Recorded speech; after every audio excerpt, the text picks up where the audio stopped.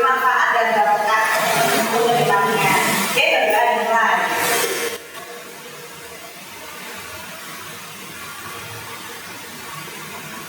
Selesai.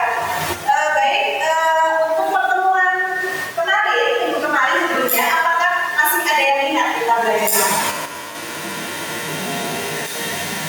Sandra, sepertinya mau belajar apa Sandra? Tanda tak, oke. Apa yang Sandra ingat di materi sebelumnya? Pengertian data, apa yang disebutnya data? Informasi, oke. Kemudian apa saja jenis data? Jenis data kuantitatif dan kualitatif. Oke, sekarang siapa mau menambahkan apa itu bedanya? Ya, Said. Data kuantitatif adalah data yang berupa angka. Kalau yang kualitatif data yang berupa deskriptif. Ya, betul sekali. Kemudian ada lagi yang mau menambahkan contoh di sini. Yaitu Fajar, silakan. contoh data kuantitatif itu hasil belajar siswa. Data hasil belajar siswa, ini berupa angka ya. Oke, bagus. Sedangkan data kualitatif pada saat pandemi siswa belajar secara daring. Ya, bisa hanya datanya berupa deskripsi begitu ya. Oke ya.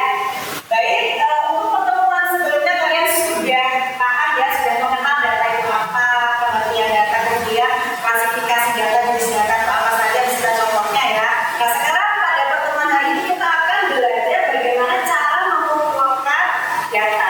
Baik, dibuka dulu ya materinya, yaitu tentang teknik pengumpulan data. Nah, adapun capaian pembelajaran setelah kalian mempelajari materi ini ya, diharapkan mahasiswa mampu menerapkan teknik pengumpulan data pada suatu penelitian. Oke, adapun kemampuan akhir yang diharapkan setelah belajar ini, yaitu diharapkan mahasiswa mampu menemukan populasi dan sampel dari suatu penelitian. Kemudian diharapkan juga mahasiswa mampu menentukan metode dan instrumen apa ya kira-kira yang tepat digunakan dalam suatu penelitian. Jadi kita mulai materinya tentang populasi dan sampel. Apakah ada yang sudah pernah mendengar istilah populasi atau sampel? Pernah. Iya. Bagaimana dia? Populasi itu adalah keseluruhan dari subjek penelitian, sedangkan sampel itu sebagian dari populasi tersebut. Oke, pas sekali. Ya. Jadi benar itu ya apa yang disampaikan oleh teman kalian ya. Jadi populasi itu keseluruhan subjek atau objek yang menjadi sasaran penelitian. Jadi semuanya yang akan diteliti namanya populasi. Dan sampel itu adalah bagian dari populasi. Oke. Kemudian karakteristik dari populasi namanya apa? Karakteristik dari sampel namanya. Nah, kalau digambarkan dalam diagram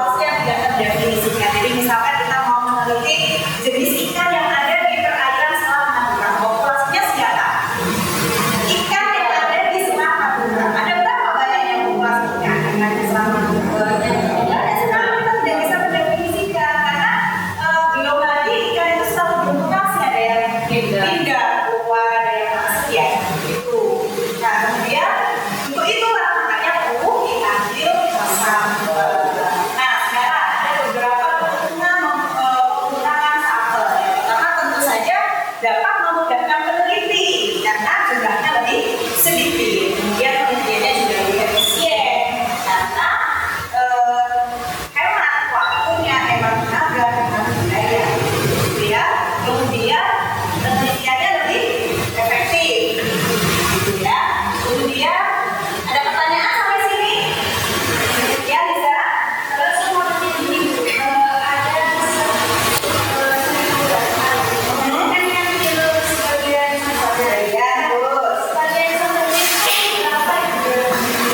Oke, bagaimana yang lain?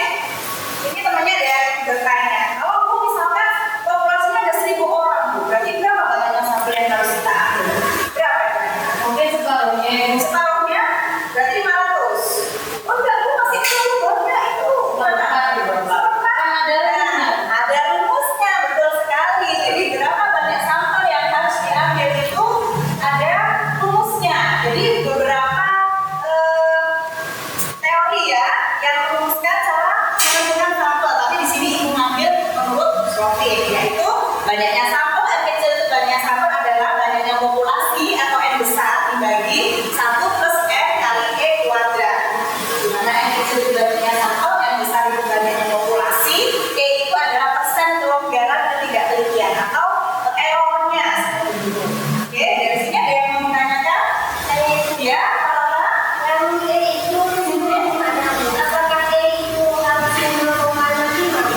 Oke, P itu adalah persen kelonggaran ketidaktelitian. Jadi ketika kita mengambil sampel, otomatis hanya sebagian yang kita teliti. Betul nggak? Ya. Berarti di situ ada error. Ya, ada kesalahan. Nah, berapa errornya? Apakah harus 0,05? Nah, itu yang kita tentukan sendiri. Tergantung si peneliti mau menetapkan tingkat ketidaktelitian itu berapa persen. Semakin kecil errornya, berarti data yang diambil semakin banyak, semakin bagus. Contoh misalkan, Bu, saya mau E-nya 0,01 atau 1% boleh. Nanti datanya N sampelnya akan semakin besar daripada ketika mengambil E-nya 0,05. Bu, saya E-nya mau mengambil 0%, artinya saya tidak mau ada error di situ. Artinya kalau E-nya 0, berarti N sama dengan populasi. Jadi ketika semua populasi yang kita teliti, maka errornya 0. Ya, itu ya, apa ya, paham ya. Yang lain lanjut.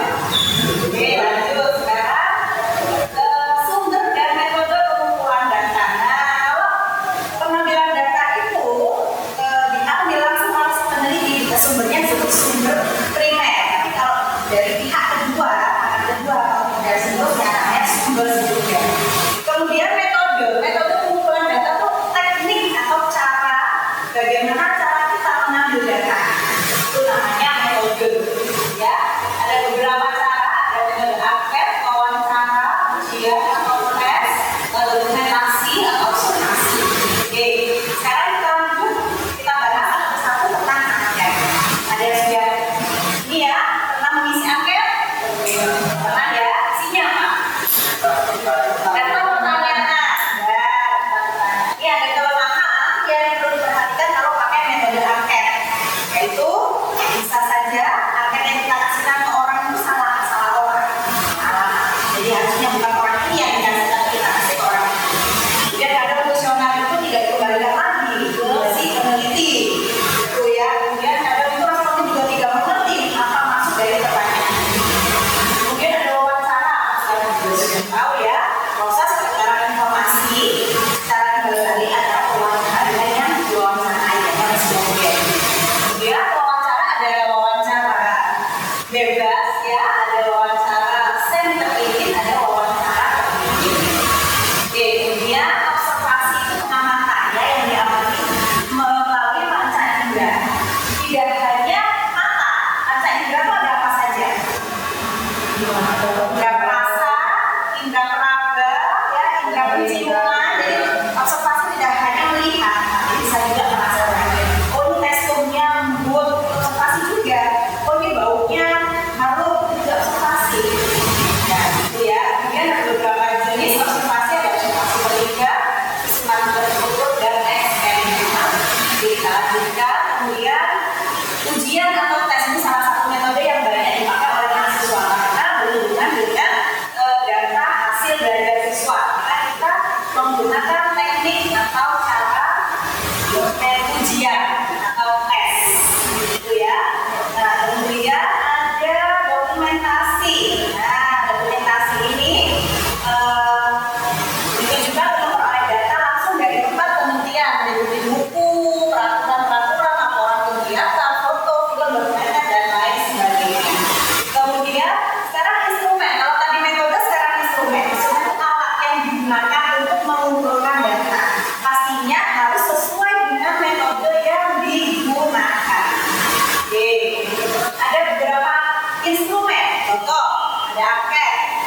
ada checklist, ada lembar observasi, ada soal tes. Tentunya harus sesuai. Kalau metodenya adalah kuesioner atau angket, maka instrumen yang digunakan adalah lembar angket. Kalau metodenya adalah ujian atau tes, maka yang digunakan adalah lembar soal tes. Jadi harus sesuai. Oke, sampai sini ada pertanyaan? Ya, Setia?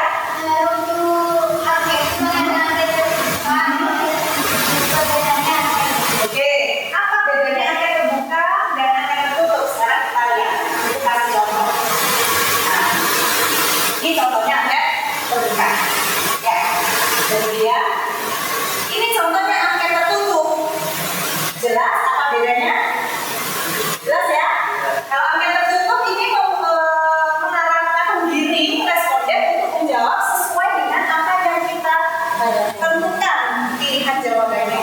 Tetapi kalau angket terbuka itu memungkinkan si responden itu menjawab atau mengisi angket bebas sesuai dengan yang dia mau. Iya, semua ada prosesnya. Jadi kemudian sudah selesai materinya. Apa ada pertanyaan sampai sini? Tidak ada ya? Sudah cukup jelas ya? Oke, kalau sudah cukup jelas, sekarang saya tanya, siapa yang bisa mereview materi atau mengumpulkan materi apa saja di dalam hari ini? Diana, coba, yuk. Untuk review hari ini, Ya. pelajaran hari ini adalah mengetahui tentang populasi dan sampel. Terus Populasi itu apa? populasi itu keseluruhan dari subjek penelitian. Oke, terus? Terus untuk kalau sampelnya itu adalah sebagian dari populasi. Ya, terus apa lagi? Terus tadi untuk instrumen, Ya, apa instrumen itu? instrumen itu yang lembar yang akan digunakan Bukan data ya, harus sesuai ya dengan apa namanya tadi Said. Instrumen itu harus sesuai dengan metode yang digunakan ya, nggak boleh asal. Itu ya Said ya. Oke, terus sudah ya. Sekarang coba kita lihat capaian pembelajarannya apakah sudah tercapai atau belum. Oke, pertama, mahasiswa mampu menentukan populasi dan sampel suatu penelitian. Sudah bisa caranya menentukan sampel dan populasi? bisa. Bisa ya? Oke, berarti sudah tercapai ya? Sudah. Oke. Kemudian, waalaikumsalam. Amina, nama baru datang. Ya sudah. Nanti kalau terlambat lagi, tutup pintu dari luar. Ya, artinya apa tutup pintu dari luar? Ya berarti keluar ruangan, nggak boleh masuk. Ya, oke. Berarti nanti kalau misalkan ada kendala, silakan konfirmasi. Kalau tidak ada konfirmasi, saya anggap aman. Begitu ya? Oke, silakan. Nanti materi yang tertinggal bisa ditanyakan ke temannya. Begitu ya, Rima ya? Oke, bagus. Kemudian yang nomor 2, mahasiswa mampu menentukan metode yang tepat dan juga kemudian instrumen yang tepat.